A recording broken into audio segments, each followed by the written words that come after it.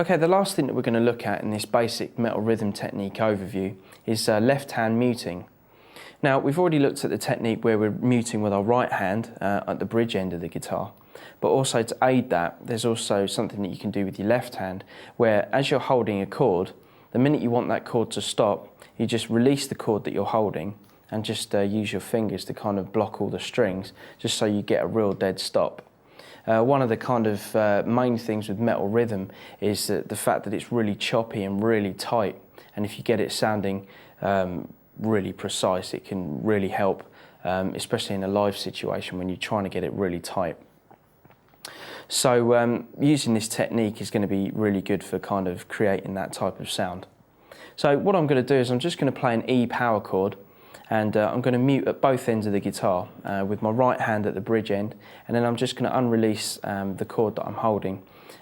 Basically, I'm just going to be keeping my first finger ready to play the chord again if I need to, but I'm just going to unrelease the chord and then just let the rest of my fingers on my left hand relax over the strings. So it's going to sound something like this.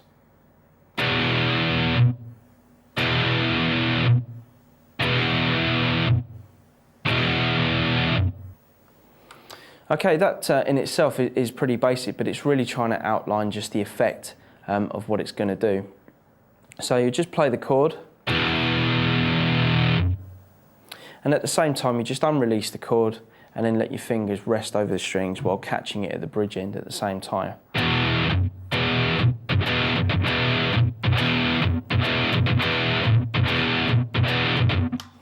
Okay, also with that example, it's just using that technique in a natural kind of riff environment. But when you're blocking off the strings with your left hand, you can also do pick strokes just to kind of give a more percussive sound. So.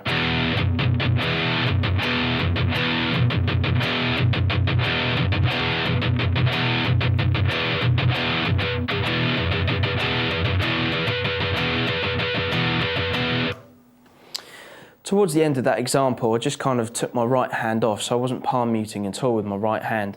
And as you notice with muting with my left hand, if you kind of leave your fingers hanging over any kind of natural harmonics on the guitar, you can also get that kind of sound in between chords.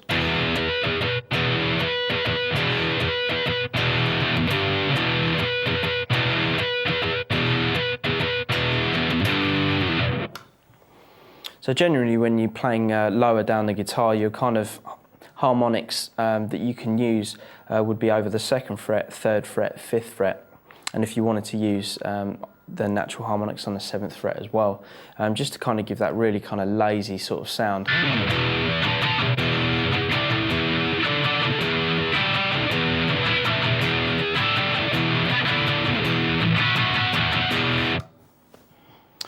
Okay, regarding all the techniques that we've just looked at so far, my advice to you would be to just take each one of the techniques, learn everything slow, and then when you have it down slow, just kind of gradually speeding it up, paying close attention to keeping it nice and tight and nice and clean.